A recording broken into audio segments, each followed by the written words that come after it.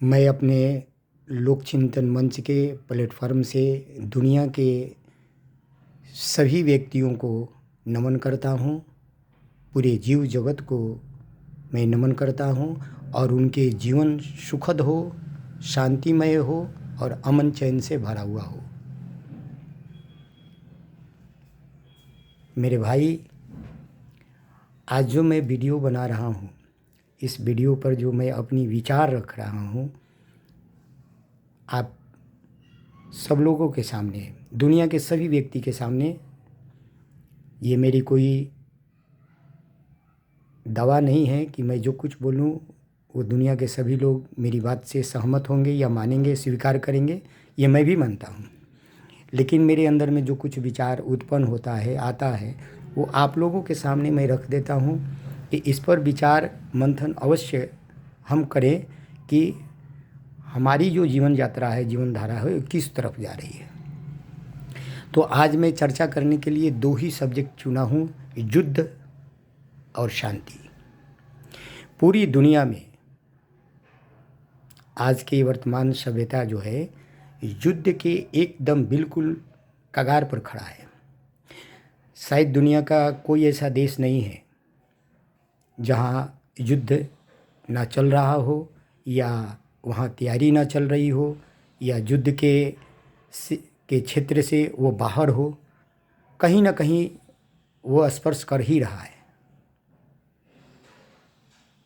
दुनिया के सारे राष्ट्राध्यक्ष जो है, जो वहाँ के राष्ट्रपति हो या प्रधानमंत्री हो या उस राष्ट्र के जो मालिक है, वो सभी कोई चाहता है कि नहीं, शांति हो, समझौता हो। और उस पूरी दुनिया की जो हम जनता है,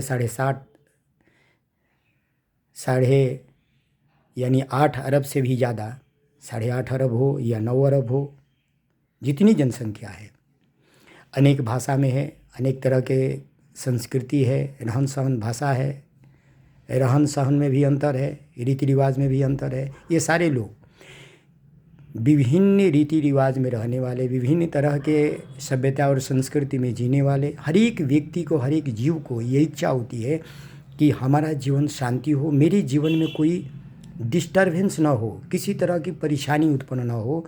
हम जैसे शांति से जीना चाहते हैं वैसे हमको जीने दिया जाए, ये सबकी इच्छा होती है। लेकिन ये शांति है कहाँ, इस पर विचार अवश्य करेंगे कि ये शांति मिलती कहाँ है। सबकी इच्छा है कि हमें शांति मिले। तो ज़रा हम विचार करें कि जो हम दौड़ लगा रहे हैं, हम जो दौड़े जा रहे हैं, अपनी जीवन धारा को लेकर के दौड़े जा रहे हैं, यात्रा करते जा रहे हैं, तो ये शांति की ओर जा रही है या अशांति की ओर जा रही है, इस पर विचार अवश्य करेंगे। तो सबसे पहले चीज़ आता है कि पहले हम स्वयं अपने अंदर में जा कर के देखें कि जो बाहर प्रकट है, अराजकता है, आतंकवाद है, उग्रवाद है, हिंसा है, उपद्रव है, साजिश षड्यंत्र है, कपट है, छल है, ईर्ष्या है, द्वेष है, विकृत वासना है, बलात्कार है, विभिन्न तरह की बुराइयां हैं, ये सब उत्पन्न कहाँ से होती है। तो जब हम गहराई से विचार करेंगे तो हमारे अपने ही इस 3.5 हाथ की काया का जो मानस क्षेत्र है, सबसे पहले यही उत्पन्न होता है। ये धरती है, ये हमारा मानस क्षेत्र उत्पन्न हो जो है, ये धरती है। और यहाँ हम अपने चिंतन का बीज डालते हैं, और जैसा हम चिंतन का बीज डालेंगे, ठीक वैसा ही पौधे निकल करके बाहर प्रकट होंगे और बाहर की दुनिया दिखाई देगी। तो जो आज पूरी दुनिया में युद्ध भयानक रूप में दिखाई दे रहा है, आतंकवाद दिखाई दे रहा है, अराजकतावाद दिखाई दे रहा है, उग्रवाद दिखाई दे रहा है, या अनेक देशों में जेन जी की जो क्रांति होती है, नौजवानों की जो क्रांति हो रही है, वो जो दिखाई दे रहा है, अभी कुछ जगह दिखाई दे रहा है। आने वाले समय में अगर हमारे देश के राष्ट्राध्यक्ष जो है, जो राष्ट्र के मालिक है, चाहे वो प्रधानमंत्री हो, राष्ट्रपति हो, मंत्री हो, विधायक हो, कार्यपालिका हो, विधायिका हो, जितने भी लोग बैठे हुए पद पर है, अगर इनके अंदर में कोई सुधार नहीं होगा, परिवर्तन नहीं होगा, तो मैं चैलेंज के साथ, पूर्ण विश्वास के साथ कहता हूँ कि ये जेन जी क्रांति एक भयानक अग्नि के रूप में प्रकट होगी, इसमें सभी जल करके नष्ट हो जाएंगे। ये एक ऐसा परमाणु बम होगा, हो सकता है कि जो हमने परमाणु बम बनाया है, हाइड्रोजन बम बनाया है और भी खतरनाक बम बनाए हैं, इससे दुनिया बच जाए। लेकिन जो हमारे अंदर के जो विस्फोटक परमाणु बम तैयार होगा, इससे पूरी जीव जगत ही नष्ट हो जाएगा, हम नहीं बच पाएंगे। चाहे हम बंकर 5000 फीट नीचे गहराई में क्यों न बना लें, या अंतरिक्ष में कहीं जाके छिप जाए, कहीं नहीं आप बच सकते हैं। मैं लिखित कागज़ पर देता हूँ, चैलेंज के साथ देता हूँ, विश्वास के साथ देता हूँ कि आपकी सुरक्षा कहीं नहीं है, क्योंकि आपने अपनी सुरक्षा स्वयं अपने हाथों से हटा दिया। जैसे महाभारत के युद्ध में कर्ण का जो कवच था, उसने स्वयं अपने हाथों से दान दे दिया। ठीक उसी तरह से आज के हम मानव जाति अपनी कवच स्वयं अपने हाथों से निकाल करके बाहर फेंक दिया। तो आज हम विचार करेंगे कि हमारे अंदर में कवच होना चाहिए। वो कवच क्या है? वो कवच है अपने स्वयं का चिंतन।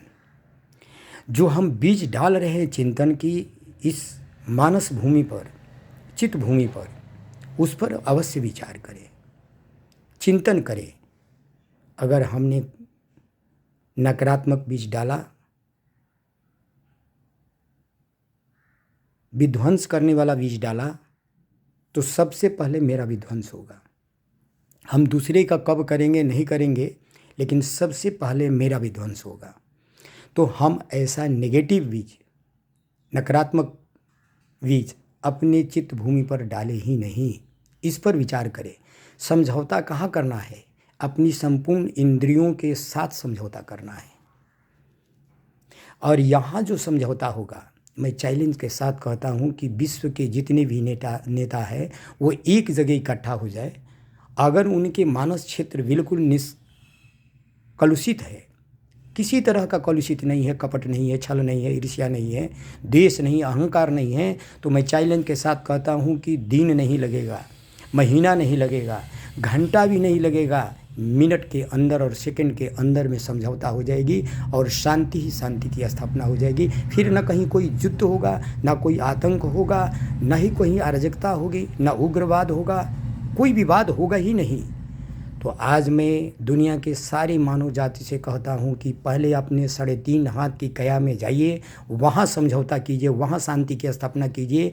और यही शांति जब बाहर प्रकट होगी, तो मैं चैलेंज के साथ कहता हूँ कि सारे देश, विश्व के सारी दुनिया मिल करके शांति की समझौता करेंगे। और अभी जो विज्ञान का आविष्कार हुआ है, मैं चैलेंज के साथ कहता हूँ आने वाला समय में अगर मानव जाति अपने को बचा लिया, सुरक्षित कर लिया, तो इससे भी ज़्यादा विज्ञान, आपकी विज्ञान इतनी आश्चर्यजनक विज्ञान होगी कि शायद आप स्वयं कहिएगा कि इस धरती का हम भगवान हूँ। लेकिन आपका आज का जो समय चल रहा है, अभी का जो समय चल रहा है, तो वर्तमान देखने से लगता है कि ये मानव सभ्यता नष्ट होने के लिए, स्वयं अपना विनाश करने के लिए एक बहुत बड़ा भयानक खाई के किनारे खड़ा है। तो हे भारत, हे दुनिया के मानवजात, आपसे मेरी निवेदन है कि आप अंदर में जाइए और अपने अंदर में ये खोज कीजिए कि हम सबसे पहला समझौता, शांति की स्थापना स्वयं अपने अंदर में करें, तो बाहर स्वयं प्रकट होगा। और वो जो प्रकट होगा वो पूरी दुनिया में सबके लिए शांति की स्थापना करेगा। जय हिंद, जय भारत।